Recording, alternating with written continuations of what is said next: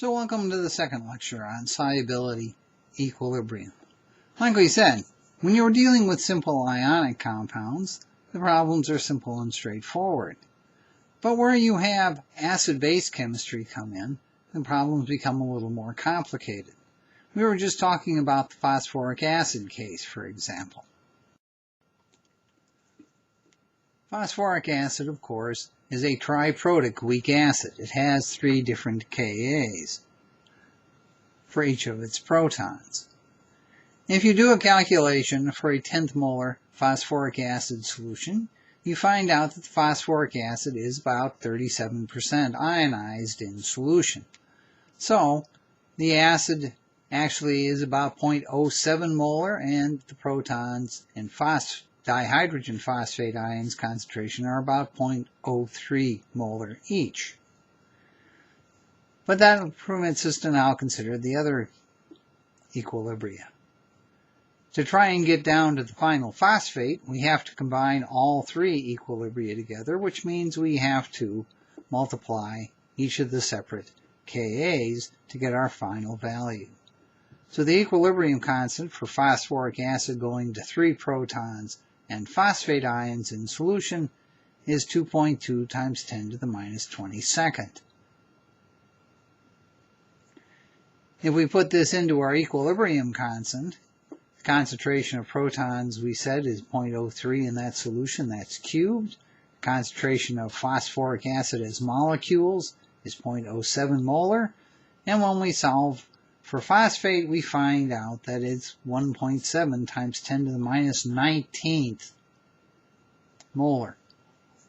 Which means in the phosphoric acid solution, even though the phosphoric acid is 0.1 molar, the amount of actual phosphate in the solution is 10 to the minus 19th, which is not going to get you any quantity of precipitation from the silver in solution. And this is the point. The equilibrium only cares about actual phosphate. It doesn't care about the hydrogen, dihydrogen, or the phosphoric acid. They're not actually part of the equilibrium. And this is something you have to pay attention to. Consider, for example, the solubility of nickel 2 hydroxide in water. Consider the case of something like nickel hydroxide. If we put nickel hydroxide in solution, the KSP for nickel hydroxide is 1.6 times 10 to the minus 16th. If we just ignore the water, go through and do the equilibrium concentration, we find a value. We should have a concentration in solution nickel of 3.4 times 10 to the minus 6 molar nickel ions. If, however, we remember that the water itself has 10 to the minus 7th molar hydroxides already in it, and going through and do the calculation with the nickel hydroxides adding to the water, we get an answer of 1.7 times 10 to the minus 8th nickel ions in solution. More than 2 orders of magnitude less than we would get if we simply ignored the water. And this, of course, is what is known as the common ion effect. The equilibrium doesn't care where the ions in solution in the equilibrium come from. It only concerns their concentration in the solution. The common ion effect simply means that the equilibrium doesn't care what the source of the ions is. It only cares about their concentration in the solution. If you have multiple sources of the same ions, they will all contribute in the same way to any equilibrium that you have in solution.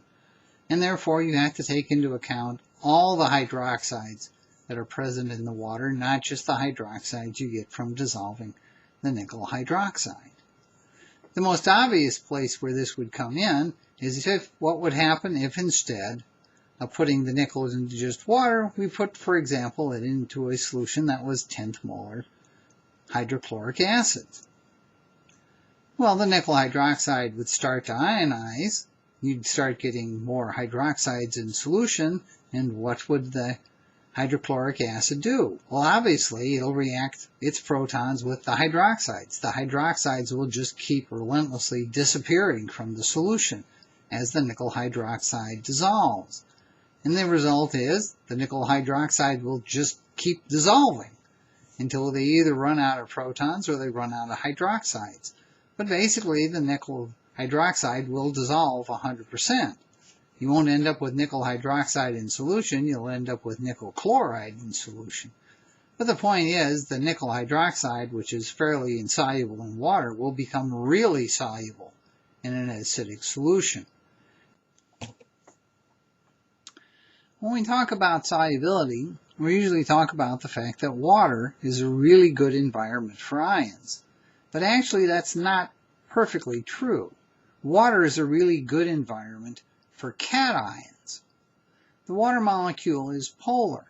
The negative charge being on the oxygen is concentrated fairly closely in the two lone pairs on the oxygen. And of course, this is strongly attracting to the cations, which like a negative charge.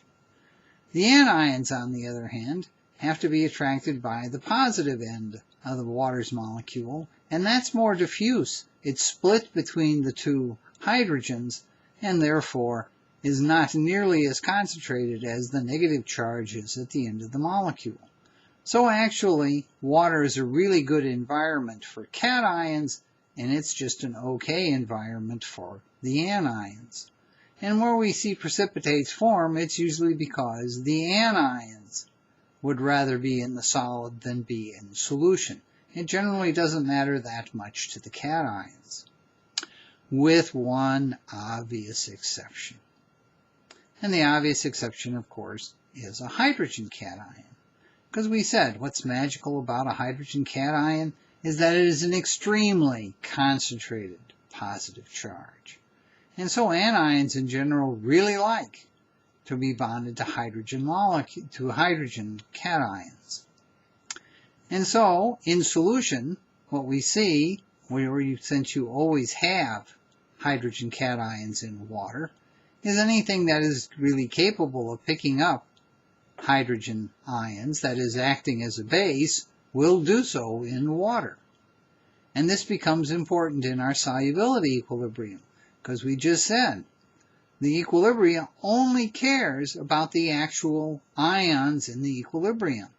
As soon as you start adding protons to an anion, it becomes something else as far as the equilibrium is concerned. And therefore, anytime you have an anion that will act as a Bronsted base in water, that ion is actually going to be taken out of the solution by the presence of protons in the water. Any solution, any solid, where the anions, as part of the solubility equilibrium, are capable of picking up protons and becoming something else in solution other than the original anion, it's going to affect how that material dissolves in water. So we see for anions like phosphate and carbonate, oxalate and sulfide, that in solution they have reasonable size KBs. The acids being weak acids, their bases are in fact bases. And so those ions in solution will actually grab protons and make solutions basic. So the concentration of those ions actually in solution is going to be less than what you might think from simply the ionic compounds. As a result, in acidic solution, compounds that have those precipitates will in fact be quite soluble, simply because as those ions dissolve as part of the equilibrium, they are taken up. They grab onto the protons, and as far as the equilibrium is concerned, they stop being part of the equilibrium. And so solution, a lot of precipitates that are not soluble in water will in fact be soluble in acidic solutions. The last one is particularly important, that is the sulfide. Sulfide is actually a better base than water is, and so if you dissolve sulfides in water, you actually end up with hydrogen, monohydrogen sulfide in solution, as the Kb for sulfide is actually more than 1. This gives rise to what is known as the classical qual scheme, qualitative analysis scheme. The idea is 150 years ago, mineralogy They were trying to decide what elements were actually present in different rocks. And so the idea is they dissolve the rocks in solution and then go through a long sequence of chemical analysis to get out the idea of what ions were actually present in solution. And one of the key steps in that process was adding ammonium sulfide to a neutral solution of whatever ions you had, and the sulfide would knock out virtually all the cations from solution with the exception of the alkali metals. Then you could slowly acidify the solution, and as a consequence you'd start redissolving the metal ions separately. And you could actually separate the metal ions to a large extent by simply being careful as you adjusted the pH of the sulfide solution, where the most insoluble ions would stay precipitates until the solution was very acidic, whereas the more soluble ions would dissolve as the solution slowly became acidic. We're not going to spend a lot of time with the chemical analysis. The book goes through the whole long sequence, but actually it's basically obsolete now since there are much better ways of identifying ions in solution.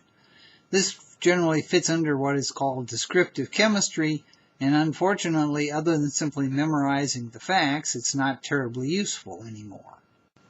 We talked about the anions being especially susceptible of being attacked by protons. Well, not attacked, but combined with protons to take the apparent ions out of solution, and thus changing the solubility of different ionic compounds. This also works to a certain extent for the metals. Although the metals, of course, aren't interested in protons, they are interested in other things in solution. We said one of the reasons the metals dissolve in water is because they surround themselves with a number of water molecules in what is now frequently called forming a metal complex. We've already run into several compounds of metal solids where the metals were in fact holding on to some number of water molecules. The copper sulfate pentahydrate, which we've worked with a couple of times, falls into this obvious category. And this is a characteristic we see. Sometimes the metals will in fact not simply surround themselves with molecules, they'll actually latch on to those molecules and form what is known as a metal complex. Silver chloride provides just such an example of such a complex formation. The KSP for silver chloride in water at room temperature, 1.6 times 10 to the minus 10th, says that only small amounts of silver chloride should dissolve in solution.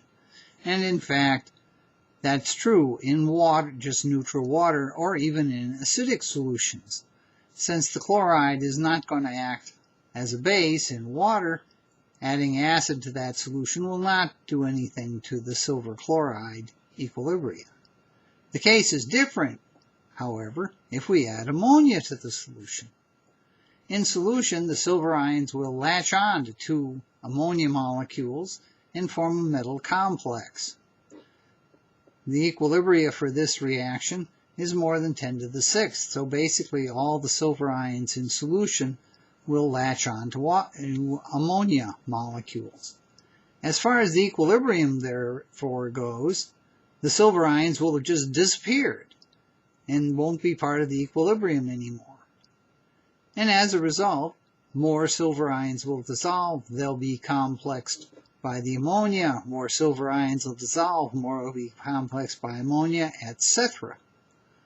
And therefore we see that silver chloride, which is almost insoluble in either a neutral or acidic aqueous solution, will dissolve in fact very well into a 1 molar ammonia aqueous solution. That concludes my lecture series relating to Chapter 16, the solubility in solution, or solution solubility. We're going to now go on to Chapter 17. On the other hand, this has all been fairly brief and abrupt, and I'm sorry it's that way. If you have questions about solubility, don't hesitate to send me emails about them. The homework that's assigned from Chapter 16 is due on Friday. You need to go through and do it and email it to me by this weekend sometime. All right? Hope you're enjoying your summer so far, even if it's just spring.